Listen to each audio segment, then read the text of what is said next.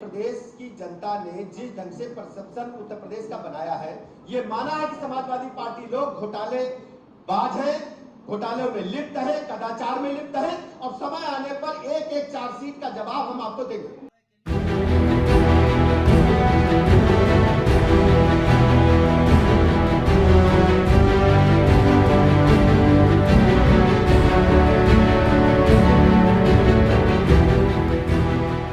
नमस्कार मित्रों, उत्तर प्रदेश में विपक्ष के नेता अखिलेश यादव क्या किसी बड़ी राजनीतिक दुर्भावना के शिकार होने जा रहे हैं?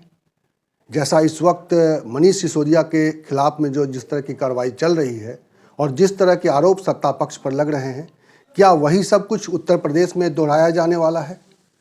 ये सवाल आज इसलिए पूछा जा रहा है क्योंकि आज अचानक उत्तर प्रदेश के deputy CM Brajesh Pathak media के सामने आए और उन्होंने अखिलेश यादव की सरकार पर जो 2012 से लेकर 2017 तक चली थी, उस पर धड़ाधड़ गंभीर किस्म के कई इल्ज़ाम लगाए। उन्होंने उस दौरान कई घोटालों का जिक्र किया और ये भी कहा कि इन सब मामलों में हम संज्ञान ले रहे हैं। तो क्या अखिलेश यादव भी किसी तरह की बड़ी मुसीबत में फंसने जा रहे हैं, जैसा उनके एक नेता आज़म खान खुद उस तरह के एक कानूनी दांव पेच में फंसे हुए हैं? उनके पूरे परिवार के ऊपर कानूनी कार्रवाई चल रही है इस वक्त।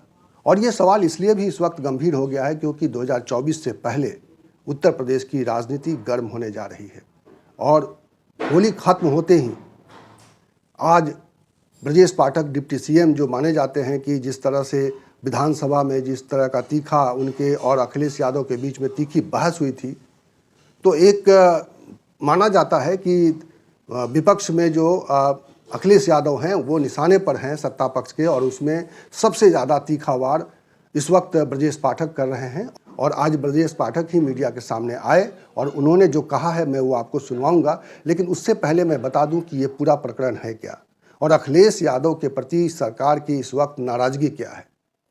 आपको मालूम है अभी हाल में मनीष सिसोदिया जब उनके ऊपर ईडी और सीबीआई की कार्रवाई चल रही है और मनीष सिसोदिया अभी तक जेल में है, तो 9 विपक्षी दल के नेताओं ने चिट्ठी लिखी प्रधानमंत्री और इसको एक तरीके से इस पूरे प्रकरण का विरोध किया कि इस तरह से राजनीतिक प्रतिरोध की भावना से कार्रवाई नहीं होनी चाहिए। ये चिट्ठी प्रधानमंत्री को लिखी गई और उस चिट्ठी लिखने वालों में, उस चिट्ठी पर शरद पवार के दस्तखत हैं, ममता बनर्जी के दस्तखत हैं, शिवसेना के नेता के दस्तखत हैं, तेजस्वी यादव बिहार के डिप्टी सीएम हैं उनके दस्तखत हैं, अरविंद केजरीवाल के दस्तखत हैं, पंजाब के मुख्यमंत्री भगवंत मान के दस्तखत हैं।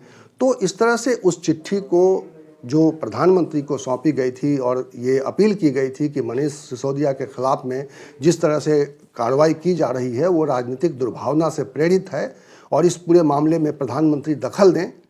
और उसके बाद उसी मामले को लेते हुए आज ब्रजेश पाठक ने प्रेस कॉन्फ्रेंस की और प्रेस कॉन्फ्रेंस करके ये सारे इल्ज़ाम अखिलेश यादव की सरकार पर लगाए हैं और इन आरोपों में कई गंभीर आरोप हैं। कहा यह भी गया है कि लैपटॉप जो बांटा गया उसमें से ढेर सारे लैपटॉप गायब हैं, उनका अभी तक अता पता नहीं है। यानी लैपटॉप घोटाला भी हुआ, रिवर फ्रंट घोटाला भी हुआ और समाजवादी पेंशन के नाम पर समाजवादी पार्टी के ऊपर इस तरह का इल्ज़ाम लगाया गया है कि समाजवादी पेंशन के नाम पर समाजवादी पार्टी ने अपने कार्यकर्ताओं को सरकारी धन से, सरकारी खजाने से पैसे बांटे हैं। तो ये इस तरह के गंभीर इल्ज़ाम आ रहे हैं और 2024 से पहले अखिलेश यादव के ऊपर इस तरह का इल्ज़ाम आना और ब्रजेश पाठक का जो जिस तरह की उन्होंने बातें कही हैं और जितनी गंभीरता से, जितनी तीखेपन से ये बात कही जा रही है, और इन सब से अनुमान ये लगाया जा रहा है कि आने वाले समय में अखिलेश यादव की मुश्किलें बढ़ सकती हैं। समाजवादी पार्टी की ओर से इसको लेकर प्रतिक्रिया भी आई है। समाजवादी पार्टी ने भी पलटवार करते हुए ब्रजेश पाठक के ऊपर गंभीर इल्ज़ाम लगाए हैं, उनको भी भ्रष्ट कहा है और आज 2 ट्वीट आए हैं समाजवादी पार्टी की ओर से और जिसमें ब्रजेश पाठक पर सीधे सीधे स्वास्थ्य विभाग में जिस तरह की गतिविधियां चल रही हैं, जिस तरह से वसूली चल रही है, उनका आरोप है, उस पर तीखा उन्होंने एक ट्वीट किया है और उस ट्वीट को अखिलेश यादव ने भी रीट्वीट किया है। तो इस तरह की पॉलिटिक्स उत्तर प्रदेश में चल रही है और इसीलिए मैं ये वीडियो आपके सामने रख रहा हूँ और जो भी रिलेवेंट पार्ट है ब्रजेश पाठक ने जिस तरह के इल्ज़ाम लगाए हैं अखिलेश यादव के ऊपर, वो मैं आपके सामने रख रहा हूँ। मैं उत्तर प्रदेश के बारे में कहना चाहता हूँ, कि वो उत्तर प्रदेश के नेता विरोधी दल ने भी उस पत्र पर हस्ताक्षर किए हैं। जो समाजवादी पार्टी के मुखिया हैं, समाजवादी पार्टी का कार्यकाल अपने उद्भव काल से ही भ्रष्टाचार में एकदम आकंठ डूबा रहा है। भ्रष्टाचार के दलदल में समाजवादी पार्टी की सारी सरकारें आकंठ डूबी रही हैं। अगर प्रमुख घोटालों पर हम नजर डालें, गोमती रिवर फ्रंट घोटाला किसी से छुपा नहीं है, जिसकी इंक्वायरी सीबीआई द्वारा की जा रही है। इसी प्रकार जेपीएनआईसी घोटाला, जीपीएनआईसी घोटाले में तो जो हमारी स्थानीय लेखा परीक्षा है, जो उत्तर प्रदेश की एजेंसी जो जांच करती है, उसने भी कदाचार पाया था। इसके अलावा नोएडा, ग्रेटर नोएडा में जमीन के आवंटन में समाजवादी पार्टी के शासनकाल में बड़े घोटाले हुए थे, जिसको सीएजी ने अपनी रिपोर्ट में उल्लिखित किया था। समाजवादी पार्टी के शासनकाल में राशन घोटाला हुआ था, जो 97,000 करोड़ रुपए से अधिक का था। खनन घोटाले के बारे में पूरा देश और प्रदेश जानता है कि समाजवादी पार्टी जब जब सत्ता में रही है, प्राकृतिक खजानों का, जनता के पैसे का खुलेआम बंदरबाट हुआ है। पूरा प्रदेश जानता है कि उनके माननीय मंत्री जो उस समय खनन विभाग देखते थे, वो अभी तक जेल में है। अखिलेश यादव की सरकार में लैपटॉप घोटाला भी हुआ था। जितने लैपटॉप बांटे गए थे, उसमें से 8 लाख लैपटॉप आज तक गायब है, उनका कुछ पता ही नहीं है। उनकी कीमत 1173 करोड़ रुपए के लगभग है।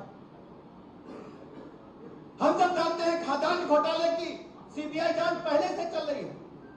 कई अधिकारी उसमें जेल की हवा भी काट करके आए हैं, और यह तथ्य किसी से छुपा नहीं है। यह सब समाजवादी पार्टी के शासनकाल में हुआ। पुलिस भर्ती में जिस ढंग से पैसे की उगाही की गई थी, भर्ती में घोटाला किया गया था, प्रदेश की जनता आज भी पुलिस भर्ती घोटाले को याद करके सिहर उठती है। जल निगम में भर्ती घोटाला हुआ था, जो तत्कालीन उनके माननीय मंत्री थे आजम खान साहब, पूरा प्रदेश जानता है। और सबसे बड़ा घोटाला समाजवादी पेंशन घोटाले में हुआ था। अपात्र लोगों को, अपने कार्यकर्ताओं को, अपने परिवार के लोगों को, अपने निकटस्थ लोगों को पेंशन देकर के बड़ा घोटाला करने का काम समाजवादी पार्टी ने किया था।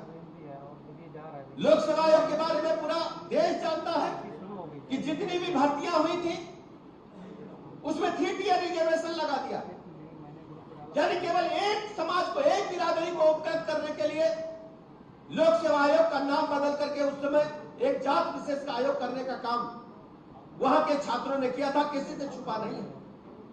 अधीनस्थ चयन आयोग में भी भारी घोटाला हुआ था।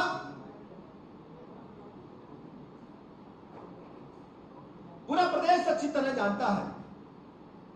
2000 करोड़ का एम्बुलेंस घोटाला समाजवादी पार्टी की सरकार ने किया था, और हद तो तब हो गई, लखनऊ आगरा एक्सप्रेसवे बना, उसके आसपास की जमीनें औने पौने दांव पर किसानों से खरीद करके समाजवादी पार्टी के नेताओं ने बड़ा मुआवजा लेकर के जनता को धोखा देने का काम किया था। बड़ा घोटाला समाजवादी पार्टी के सरकार का था।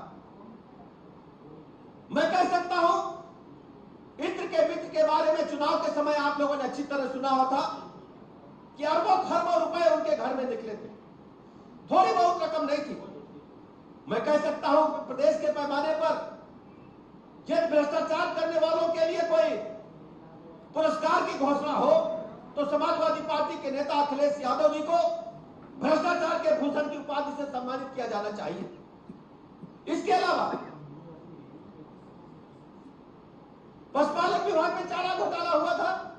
और एक विशेष बात बता दूं, पत्रकार मित्रों को याद होगी, जो गायों को इंजेक्शन लगाया जाता है पशुपालन विभाग में, समाजवादी पार्टी के शासनकाल में सांडों को लगाने का काम किया गया था केवल इंजेक्शन को खपाने के लिए। कागजों में हेराफेरी की गई थी, किसी से छिपा नहीं। जैसे लखनऊ में रिवर फ्रंट घोटाला हुआ, इसी प्रकार वाराणसी में भी। जैसे ही वाराणसी में हम लोग प्रवेश करते हैं 80 पर रिवर फ्रंट बनाने के लिए काम हुआ था, उसमें 150 करोड़ रुपए अलॉट किए गए थे। आज तक उसका कुछ अता पता नहीं। समाजवादी पार्टी के शासनकाल में जब जब भर्तियां हुई है, सभी घोटाले का जिन्न उनको खा करके गया है। हर बार कभी भी निष्पक्षता के आधार पर भर्ती समाजवादी पार्टी के शासनकाल में नहीं हुआ।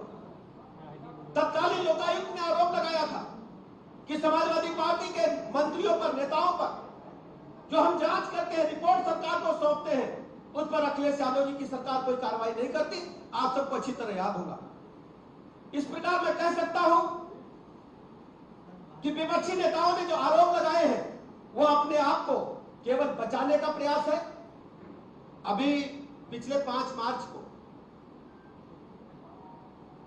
देश के 9 प्रमुख विपक्षी नेताओं ने एक पत्र माननीय प्रधानमंत्री जी को लिखा और उसमें यह कहा गया कि विपक्षी नेताओं को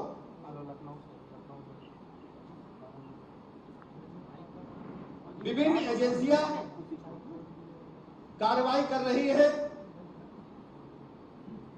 या उन्हें फंसा रही है।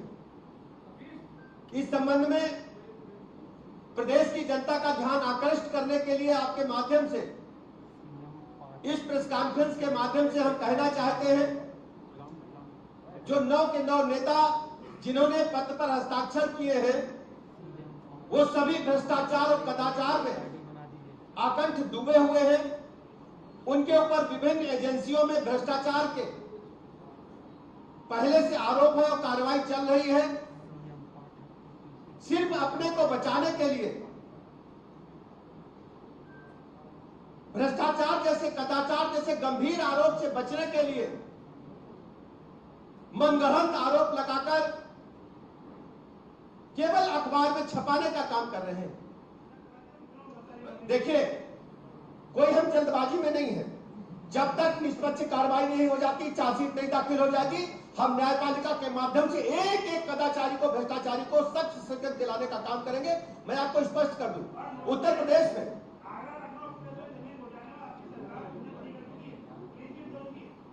देखिए, हमारी सरकार निष्पक्षता के साथ कार्रवाई करती है। यदि किसी व्यक्ति ने किसानों की जमीन औने दाम पर खरीद करके बड़ा मुआवजा उठाया, ये भ्रष्टाचार है, कदाचार है और प्रदेश की जनता इन्हें कभी माफ नहीं करेगी।